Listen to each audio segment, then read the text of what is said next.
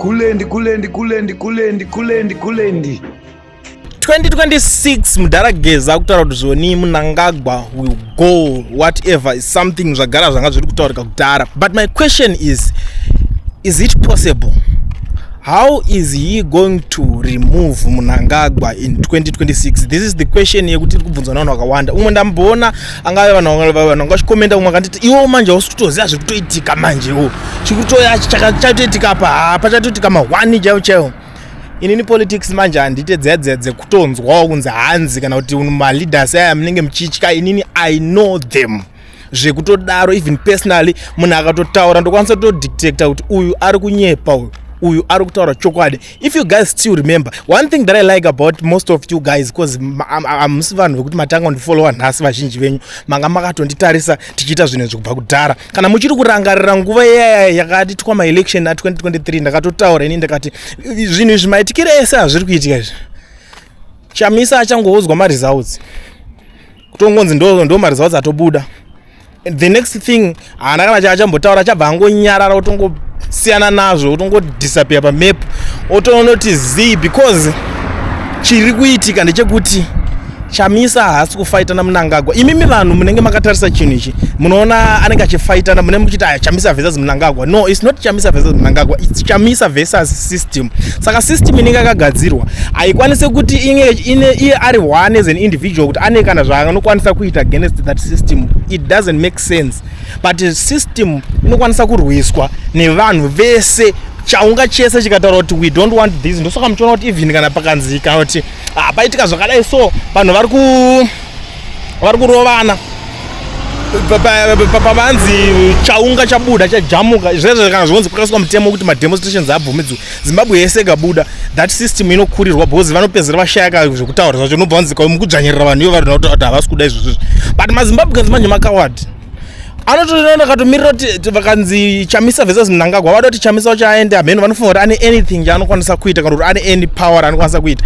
But chokwadi chacho takagara tichitaura Chamisa himself knows that he doesn't have capacity to remove Mnangagwa from power. This is the honest truth. He does not have the capacity but inowanika sei kuti akwanise kuzviita because it's something chagara chakatangwa kudhara. Capacity ndimi imimi vanhu makatongo ignore like zvakaitika muna 2023 zviya pakatopuswa zvakanyanyisa paya vanhu makatanga kuhijegwa nenhingirikini nepropaganda dzekuZANU-PF muchiudzwa kunzi SADC iri kuuya. SADC ndio ichauya ichotangidza election muZimbabwe. Indakashamisika ini cause handisati ndakamboona zvinhu zvakadaro and you know I was the first person that SADC ndakana zviri kuuya ichiita iyi. SADC iri chatopa ichauya muZimbabwe ichauya ichigadza Mnangagwa kuti aite chairman. Taneta idune kutukwate bozi tatozvijaira unochotukirwa chokwadi chokutoudza vanhu maZimbabweans tine dambudziko rekuti tinononoka kudigesta chokwadi.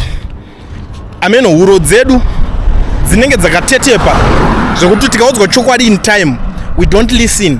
Tinoda kutozoti zvatozonetsesesa zvaramba ndo patinotanga kuti but sendizvo ningirikina mana paipe makataura chokwadi makazoona and most of you hamutozomboya muchiadmita kuti that was the truth. But izvo zvinangana nebasa rese nyaya homberi panapa ndeye kutaura nemudhara Geza chinzvoni 2026 Mnangagwa will go. Ngationesane chokwadi. Inini handisi munhu wekuti ndinongobuda ndongoti zvechokwadi mudhara ari kutoya achitopedza masports achiita sei because kudhara takatombotesta achipinda and we have been hyping him from day one. But chii chakazoitika maresults aripo at the end of the day kusungwa kwevanhu ndo maresults akanyatsobuda pazvinhu zvese. And you know some of the people are saying that acha ningirikina ana ningirikini akamisa 2030 muna 2020 ningirikini 2025 2030 yakatomiswa 2030 haifeka ningirikina haifeka budirira imimi kaimi ngatiitaure zvinhu tichiziva nyika iyi ndeyedu tese. Nyika iyi haisi yemunhu wekuti kana kuti iwe ndezvepadheni pavo kana kwana ningi zvokuti unoudzwa kunzi chakati wozoregedza ningirikina because that 2030 agenda yachoka haisati yatombomiswa. Vakomona ngori paholiday chete vachidzoka ndo chinjo vari kushanda nacho muna 2026 kana vachinge vazotadzawo kuzviitawo ndizvozvo but not because of pane anything chakaitwa namudhara Geza chakamisa 2030 waona uchibvuma zvinhu zvakadaro wakutoita zvekutopusa. because hapana kana 2026 yakatopasiswa resolution 1 kuZANU-PF, and that was the reason yakadedzera demonstration yemusi wa 17 October. Adedzera that demonstration yakatadza kubudirira kwamutare ndobva vatosaina 2030 resolution 1 yacho yekuti Mnangagwa anofanira kutonga kusvika 2030. It was signed, it was a done deal kuZANU-PF, but isusu manje tinobva todzwa kuti aiwa takatoistopa. How makaistopa chirudzi? So the only way to stop the 2030 is not to itika ku parliament. No parliament, kana musina power ku parliament, it will be the waste of time, honestly. Those chatonedza ende nekune ku judicial system, but now tingatembere judicial system because chikataura zvekuti ku judicial system kunokwanisa kumisa 2030 chinyeberana. Minister of Justice ndiani ziyambi ndakatobata chinhu chacho, is about to do the job. He is the man for the job. Iwe akatopindura padhosi yakati abvunzwa a simple question pakanzi imimi but president ari kuti is a constitutionalist. Saka why imi ari kuregedza vanhu vachiimba kuti vada kupinda 2030 akutanga akutoidawo 2030 yacho. Anza iyo shamari iye handiti zvekunzi the constitutionalist asi anofanira kuteerera kazvikudiwa nevanhu.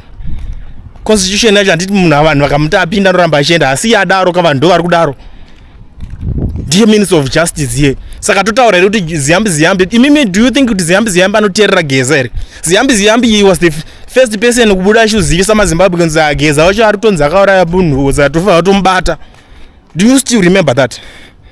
Hanzi Geza ari kutonzi akauraya munhu saka tofanira kumubata iwo toda kutoongorora nyaya yacho. Akutoda kutoenda against him. Tozoudzwa kunzi hanzi 2030 yakamiswa nani? Hatikwanisi kuramba tichingodzokorodza same mistakes. Hatikwanisi kuramba tichingoti maproblems atakaita panhu pakafoiriwa sevanhu toramba tichingodzokorodza the same mistake. Toti muna 2020 ningirikini meme paka vanhu vakavhiringidzika nedhiri riri simple. Muna 2023 vachiudzwa kunzi ningirikini iri kuuya ichange yakamirira zvinhu, sadhaki ichava yachiita zvinhu, ndobva yaregedza kuuya kwacho, yakatouya ichitoita vice versa. Todzwa the same statement kunzi when 2030 yatomiswa isusu tikuziva kuti munhu akatori busy vada kutono amend the constitution. The next thing parliament ndoswa mukuona iri kutosimba, vanhu veopposition vari kupera, kuri kupinda maZANU-PF ndo vari kupinda. If zvinhu kukadedzerwa even any by election, chii chiri kuitika pakadedzerwa by election? Ndiano makaona kana weimwe party ichiri kuwina by election, and you can name them all. Triple C anani mazita emapolitical party akasara ese, because Triple C pakangobva chamisa zvinhu zvakabva zvatotakwa, haisisiri political party yeopposition. Saka imimi, do you think kuti vanhu vari muparliament vachave opposition vachamisidzika vachitaura kuti vada kumisa, vada kustopa 2030? Do you think so? Ivo vari kutotya kutomirira kuti mabasa avo aramba aripo, because vari kuti vakada kutoita nharo idzodzo vanongorikoliwa kuti anything will happen, because Chabangu now is back, power Chabangu. Nguva yese vakasiyiwa kuti vangonyararidzwa. Ndakutaurira ndikati tell people things dziri kuitwa apa dzakakurisa. Itsoro chaichayo kuti inogarwa pasi vanhu vachifunga 24/7, noti kuti tinongoudzwa zvinhu like zvekutaura Mndarageza zvekuti anongoti Mnangagwa ugo. Unongotaura kuti ugo Mndarageza munhu weintelligence. Hati expect kuti ungaudza munhu kuti tinoda kudai so.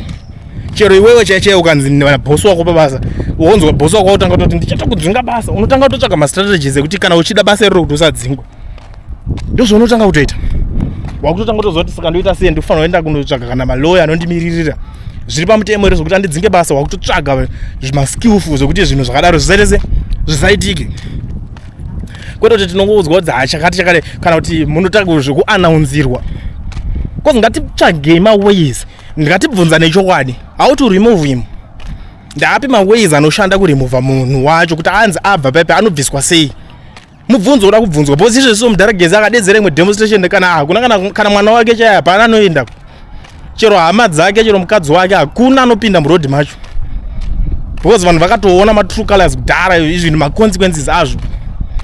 Tobva tadzoka kuti 2026 anotobva chete, dzingoriwo hope, mafalse hopes. But I understand zvinhu zvacho zvoda kuanalyzwa, toonesana chokwadi kuti mhuri yeZimbabwe pari kudiwa plani nemusoro, kwete kuswera takarely on munhu akaita saMndarageza. We can't keep on relying on Geza because haana plan ya 2026. Akatorwa pake vakamupa, inga takatokuudza one paakatanga he was relevant achitaura zvinhu zvekutoti vanhu vese vakatanga kubeka that idea, but izvezvo manje haachaoni kuti relevance yakatoenda, because vanhu vakazvinotisa kuti Mudhara atorwawo pake atraya, but zvaramba.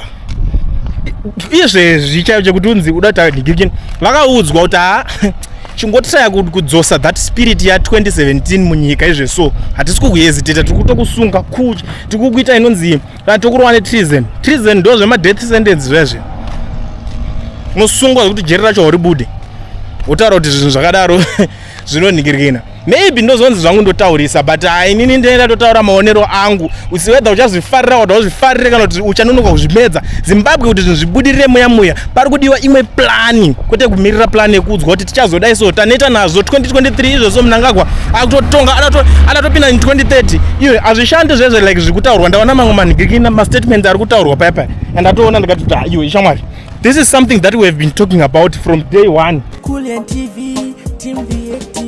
Asi vanhu vachishamsika, Kulian TV haichatsika, saka subscribe wozolaika, nechawana zvesapana chichazosha. Everybody say Kulian, yeah. Information need brilliant, yeah. Everybody say